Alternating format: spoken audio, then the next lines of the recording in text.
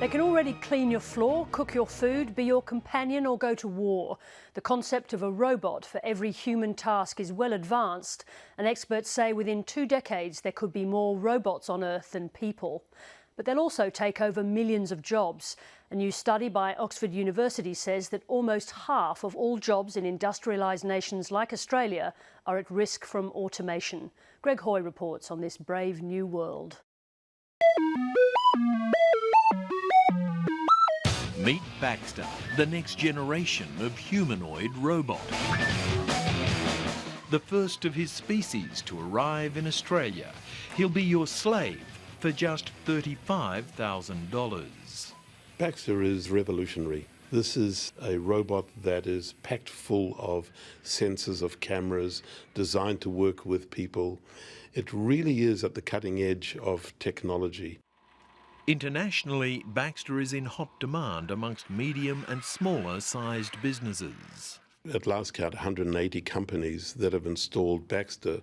We have one company in the UK who's seriously looking at installing 1,000 Baxters. The very special thing about Baxter is that it is able to learn very quickly on the basis of human instruction. So I think as we do see this increased intelligence in robots, they will be able to do an increasingly wide range of tasks. There are around 700 robots being imported into Australia annually, like these at the nation's largest brickworks, Austral. You have to adopt evolution of technology. Those that continue to evolve their businesses and factories and embrace anything that's available to them to be more efficient and more competitive will always survive and thrive.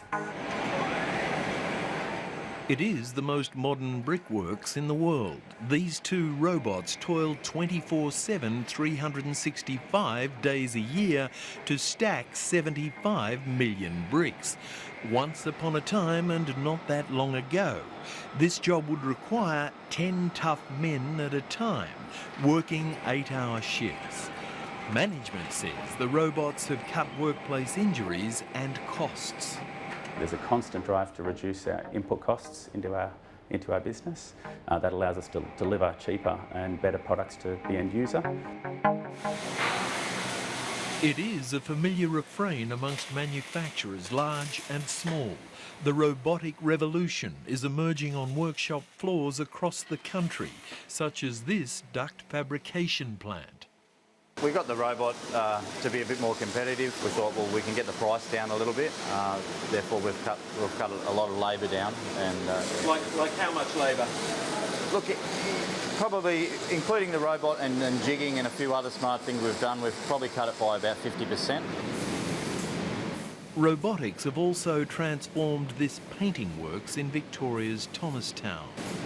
Well, we've been doing this for 30 years and we've always had issues with staffing, absenteeism, getting people skilled and trained to do the job. And the robot, with one operator in there loading, it can do twice as much work as one man can manually. A world away from the robotic front, in the almost 900-year-old surrounds of Oxford University, Australian Professor Michael Osborne and his research colleagues at the Oxford Martin School have issued a dire forecast about the rising rate of automation and the job losses it could trigger. So we analysed a set of data from the US and found that 47% of current US employment is at high risk of automation. Dr. Osborne believes the impact could be equally dramatic in Australia. A fairly similar fraction of employment is at high risk of automation over the next 20 years. So I believe that will be the case for Australia as well.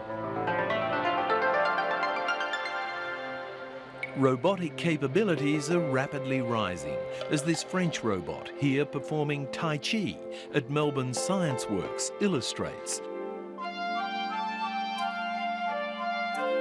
But ominously for some, costs of worker robots and automation generally are falling just as fast.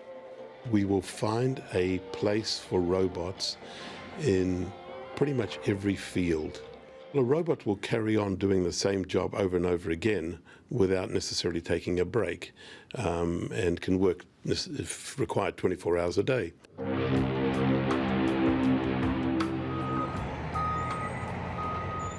34-year-old dock worker and father of three, Ben Bartolo, is about to lose his job at Sydney's Port Botany, a victim of the relentless advance of automation.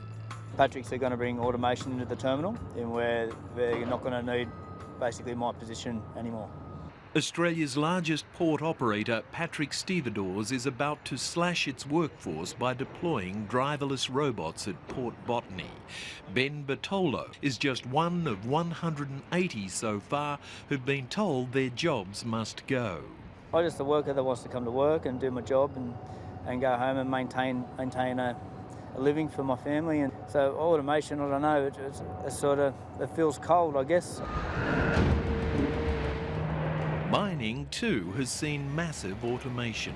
Soon half of all iron ore produced in the Pilbara will be transported by driverless robotic trucks. Working 24 hours a day, their control centres hundreds of kilometres away. Every major miner in Australia is now using or about to use robo-trucks, which once required the biggest workforce in the mining industry. Robotic trains and drilling are on the way. On the outward side, it's a big thing. It's a big shiny thing. We've halved the workforce. We've got rid of human beings. Hurrah, hurrah, we are world's best practice. Not my idea of best business practice. Being a family man with children and regular payments, a regular mortgage, it brings a dark cloud over everybody, I'd say. They're not knowing what's going to lie in the future.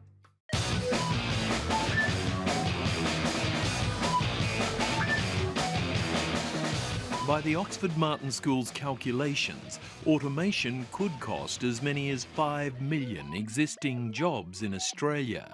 Some, however, say automation technologies will bring far greater gains than job losses. We need to be cautious about making big conclusions about jobs at risk. There's a next wave of computerisation coming, and it's a very powerful technology. The kinds of technologies that we're going to get, I think they're going to assist humans in the types of decisions that they reach. So I view it as a positive, optimistic type of development that'll free up people's time to focus on higher level activities. Greg Hoy reporting.